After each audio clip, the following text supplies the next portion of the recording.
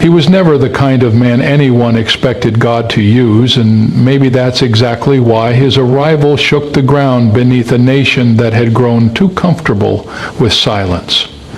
When Trump stepped onto the stage, it was like a scene in a redemption film where the unlikely hero walks into the town square, rough around the edges, unfiltered, untamed, and entirely uninterested in the scripts written by polished elites. People didn't know whether to cheer or recoil because his voice carried the thunder of a storm they thought had passed. Yet storms don't come for destruction alone. They come to break open the sky, to force people indoors, to shake loose the things that were never secured properly. In that chaos, truth rises. And sometimes God chooses the most unexpected vessel to flip the tables no one else had the courage to touch. Before he appeared, the nation was drifting like a boat with its anchor lifted, silent, slow, seemingly harmless, but heading toward a waterfall no one wanted to admit was there. Churches had grown cautious, leaders had grown silent, families had grown numb, and truth had become a negotiation rather than a conviction. Into that slow decay walked a man who did not know how to whisper, who refused to bow to the polite decline of spiritual strength. It felt abrasive, even offensive, the way a blast of cold wind hits you when you open a door in winter. But that shock was necessary. Sometimes God sends someone who isn't afraid to overturn the tables we've grown accustomed to polishing. He sends a disruptor because disruption is the only language a sleeping nation understands. People looked at him and saw flaws, loudness, unpredictability, a man with sharp edges and little patience for diplomacy. But heaven has a history of using such men, men who didn't fit the mold, who didn't follow the script, who didn't pretend to be anything other than what they were. Moses had anger, David had scandal, Paul had blood on his hands. Yet each of them carried an assignment that required someone who could walk into darkness without flinching. Trump became that kind of figure, not because he was holy, but because he was unafraid. His imperfections didn't disqualify him. They made him immune to intimidation. Only someone unpolished could confront a system that had been polished into corruption, a system that needed shaking to reveal the rot beneath. The moment he began speaking, the atmosphere across the nation split like a curtain in a dramatic scene. The comfortable trembled. The corrupt panicked, and the silent suddenly felt their own voices stirring inside them. It was as if his boldness awakened something people had buried for years, a longing to stand, to speak, to fight for what mattered. But awakenings don't come through gentle whispers. They come through collision. And his presence collided with every lie, every hidden agenda, every quiet compromise that had quietly hollowed the soul of the nation. In that collision, something sacred stirred. People who thought their convictions had died discovered embers still burning under the ashes. Through it all, the message became clear. God doesn't choose the perfect to comfort the comfortable. He chooses the disruptive to confront the decayed. Trump's role was not about elegance or diplomacy. It was about impact, force, and clarity. A disruptor breaks what must be broken so healing can finally begin. His rise forced people to decide who they were, what they believed, and whether their faith was merely decorative or deeply rooted. Sometimes God uses a hammer to remind a nation that its foundation still matters, and sometimes that hammer comes in the form of a man no one expected, marching straight into the heart of complacency with the unapologetic force of destiny. The moment Trump stepped into the arena, something shifted in the unseen world. Something the cameras could not capture and the headlines could never explain. It was as if a spiritual fault line cracked open beneath the nation, releasing decades of buried tension. The air felt charged, electric, like the scene in a redemption movie where the protagonist unknowingly walks into the battlefield already prepared for him. Suddenly, every word he spoke seemed to awaken forces that had been waiting in silence, both the ones fighting for truth and the ones determined to bury it. What looked like political chaos on the surface was in reality the echo of a deeper clash between light and darkness, conviction and destruction, destiny and destruction. And whether people understood it or not, the battle behind the headlines had already begun long before the first speech was made.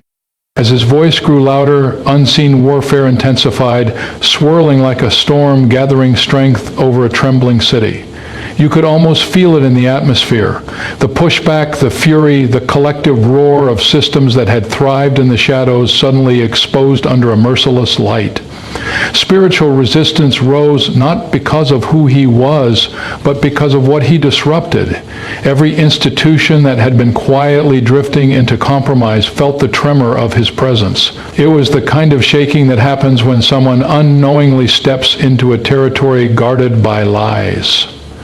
But sometimes God sends a figure into the center of darkness, not to be embraced, but to force hidden things into the open.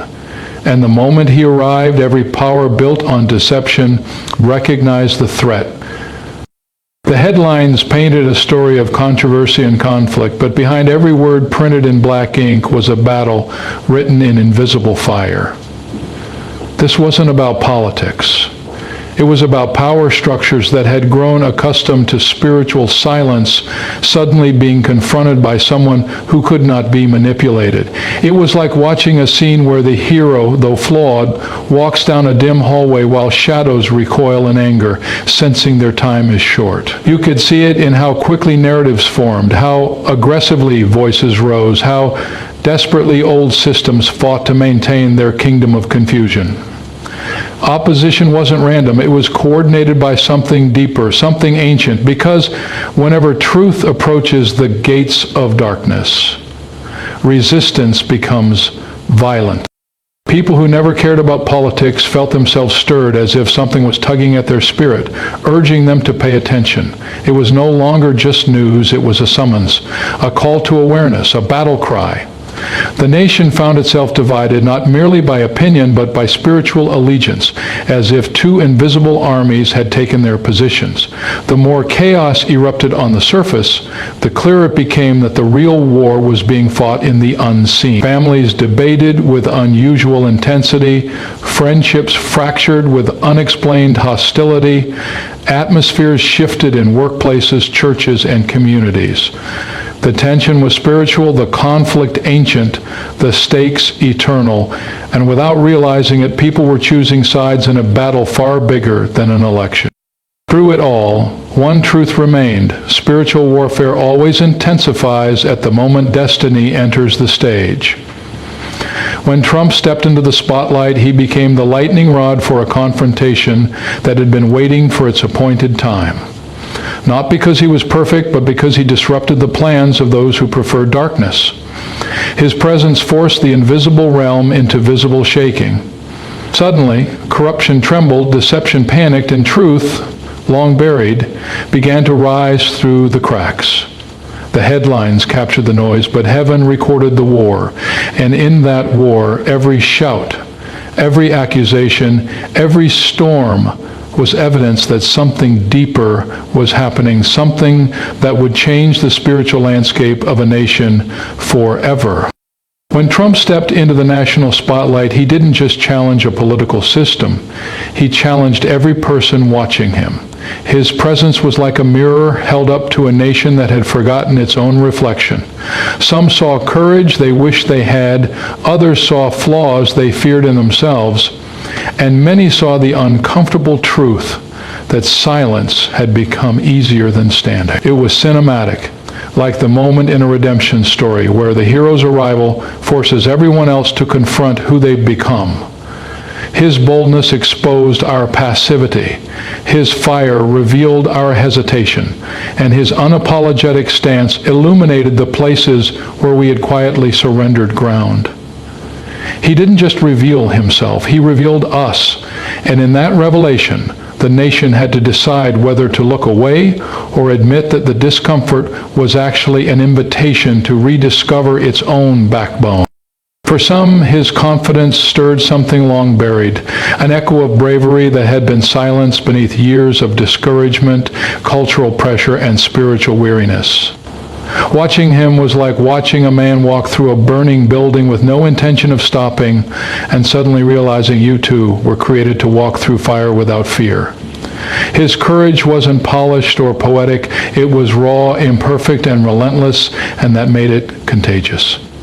It reminded people of the strength they lost, the battles they once fought, and the dreams they had allowed to wither. In him, many saw their own potential waking up, like a sleeping giant stretching after years of dormancy. It wasn't admiration, it was conviction, a whisper from within saying, "You were not made to shrink, you were made to stand." Yet the mirror didn't only reflect courage, it revealed weakness with equal intensity. His flaws magnified ours. His impulsive moments exposed the places where we lacked discipline. His fights highlighted the wars we avoided. His confidence contrasted our insecurities. It was uncomfortable the way a spotlight feels when it catches you in a moment of vulnerability. But spiritual growth is impossible without honest reflection. And his very existence forced the nation to face truths it had carefully hidden. Many realized they were angrier than they admitted, more afraid than they showed, more passive than they believed. Watching him wasn't just observation, it was confrontation. He forced a generation to ask, what am I avoiding? What fight have I abandoned? What truth have I been too timid to speak? But perhaps the most powerful reflection wasn't about strength or weakness, it was about assignment. His mission, loud and messy, awakened people to the possibility that they, too, were created for more than quiet survival. It was like watching a warrior rediscover his sword in the middle of a collapsing empire. Something about his purpose made people look inward and question their own. They began to sense that destiny didn't belong only to leaders or politicians. It belonged to every ordinary person who dared to act. Suddenly, mothers felt called to protect their families with renewed conviction. Fathers felt the weight of legacy again. Young people felt a stirring to stand for truth in a confused culture.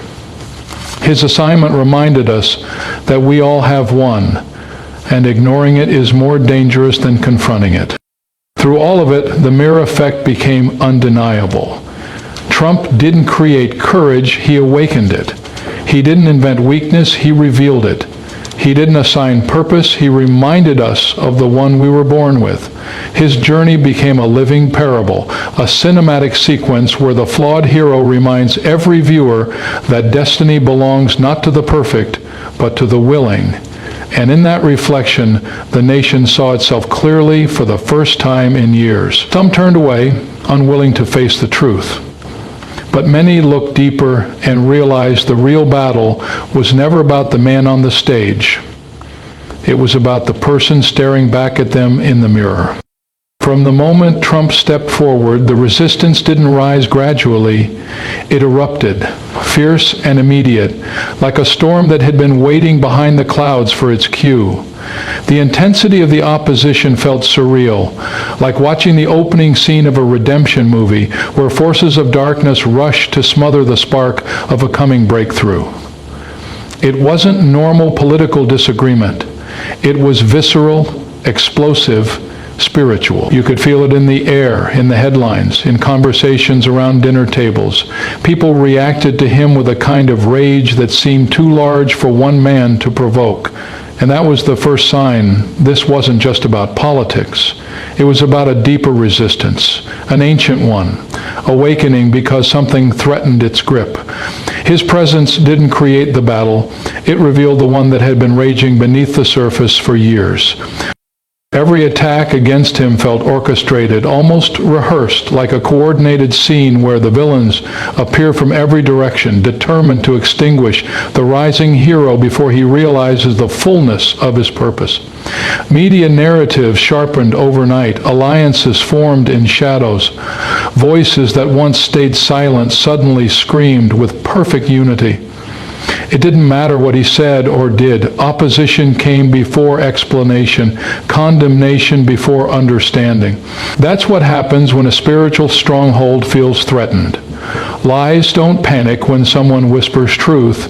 They panic when someone refuses to bow. And Trump, with all his flaws and fire, refused to bow.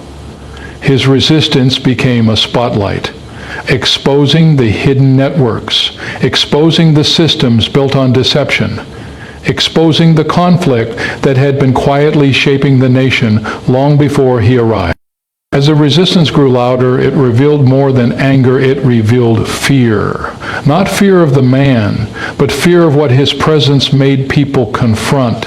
He disrupted narratives, exposed corruption, challenged systems that relied on spiritual apathy. It was like the scene in a film where the hero enters the enemy's territory and every shadow trembles because they recognized the shift in power. The attacks didn't come because he was weak. They came because he was effective. A darkness never wastes energy fighting what doesn't threaten it. And the more he spoke boldly, the more the unseen realm shook. It became obvious that the hatred wasn't about personality or politics. It was about the unraveling of something spiritually rooted, something that had controlled the nation's direction with quiet precision. In the clashes, something peculiar happened. Ordinary people began to feel the weight of the battle. Families divided, friendships cracked, and conversations became spiritual battlegrounds disguised as